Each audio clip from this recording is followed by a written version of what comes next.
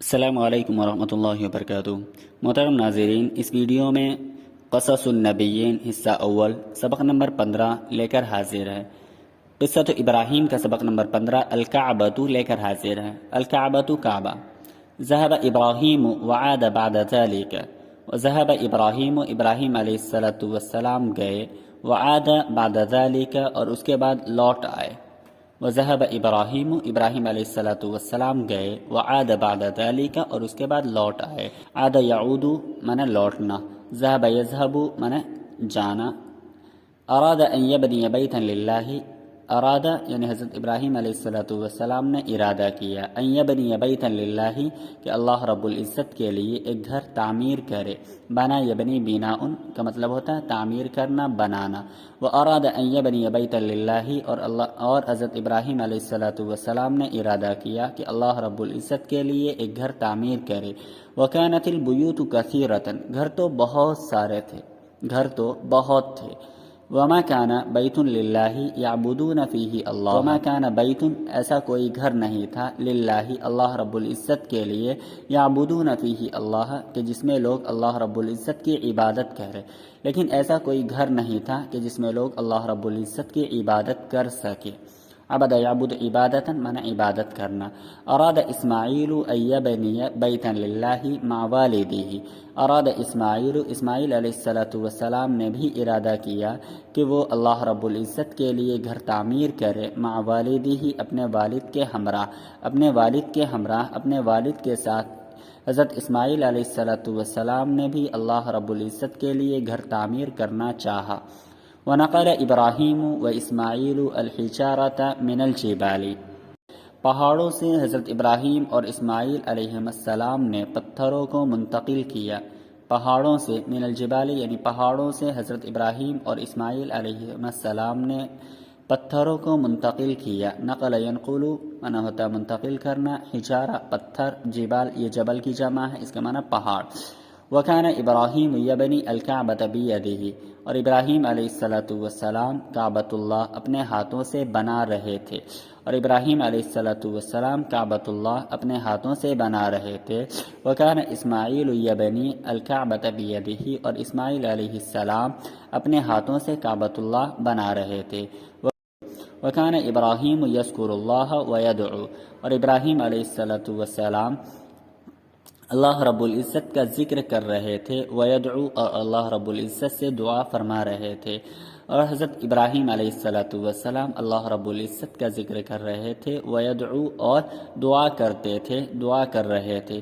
وکان اسماعیل یذکر اللہ ویدعو، اور اسماعیل علیہ السلام بھی اللہ رب العزت کا ذکر کر رہے تھے اور دعا کر رہے تھے۔ ربنا تقبل منا انک انت السمیع العلیم، ربنا تقبل منا، ربنا یعنی اے ہمارے پروردگار، اے ہمارے رب، تقبل منا تو ہماری طرف سے قبول فرما، تو ہماری طرف سے اس کاوش کو قبول فرما، انک انت السمیع العلیم، یقیناً آپ سننے والے ہیں، یقیناً آپ زیادہ جاننے والے ہیں۔ ربنا تقبل منا، تقبل یہ فعل امر ہے، اس کا مطلب قبول کرنا، تقبل یتقبل تقبلا معنی قبول کرنا۔ انک انت السمیع، سمیع معنی سننا، زیادہ سننے والا، العلیم زیادہ جاننے والا۔ تو ربنا تقبل منا انک انت السمیع العلیم، اے ہمارے پروردگار تو ہماری طرف سے اس کاوش کو قبول فرما، یقیناً آپ زیادہ سننے والے ہیں اور زیادہ جاننے والے ہیں۔ وتقبل اللہ من ابراہیم و اسماعیل وبارک فی الکعبۃ، وتقبل اللہ رب العزت نے قبول فرمایا، من ابراہیم حضرت ابراہیم علیہ السلام کی طرف سے، و اسماعیل اور حضرت اسماعیل علیہ السلام کی طرف سے، یعنی حضرت ابراہیم اور اسماعیل علیہ السلام کی کاوش کو قبول فرمایا، وبارک فی الکعبۃ اور کعبۃ اللہ میں برکت دی، کعبۃ اللہ کو بابرکت بنایا، کعبۃ اللہ کو برکت والا اللہ رب العزت نے بنایا۔ نحن نتوجہ الی الکعبۃ فی کل صلاۃ، ہم کعبۃ اللہ کا رخ کرتے ہیں، ہم کعبۃ اللہ کی طرف متوجہ ہوتے ہیں، فی کل صلاۃ ہر نماز میں۔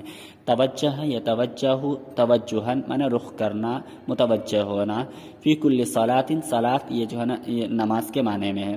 تو نحن نتوجہ الی الکعبۃ فی کل صلاۃ، ہم کعبۃ اللہ کا رخ کرتے ہیں فی کل صلاۃ، ہر نماز میں.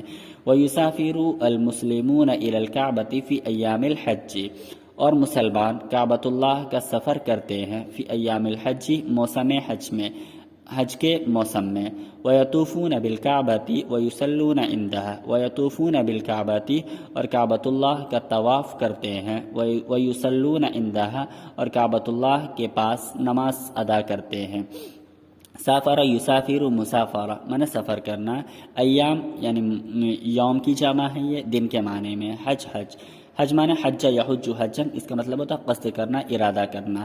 طوف یطوف طواف معنی طواف کرنا، گھومنا. صلی یصلی تسلیہ نماز ادا کرنا. ویسافر المسلمون الی الکعبۃ فی ایام الحج، اور مسلمان کعبۃ اللہ کا سفر کرتے ہیں موسم حج میں. نحن ویطوفون بالکعبۃ ویصلون عندہا، اور کعبۃ اللہ کا طواف کرتے ہیں اور اس کے پاس نماز ادا کرتے ہیں. بارک اللہ فی الکعبۃ وتقبل من ابراہیم و اسماعیل. بارک اللہ فی الکعبۃ، اللہ رب العزت نے کعبۃ اللہ میں برکت دی، یعنی اللہ رب العزت نے کعبۃ اللہ کو بابرکت بنایا، مبارک بنایا. وتقبل من ابراہیم و اسماعیل، اور ابراہیم اور حضرت اسماعیل علیہ السلام کی طرف سے اس کو قبول فرمایا.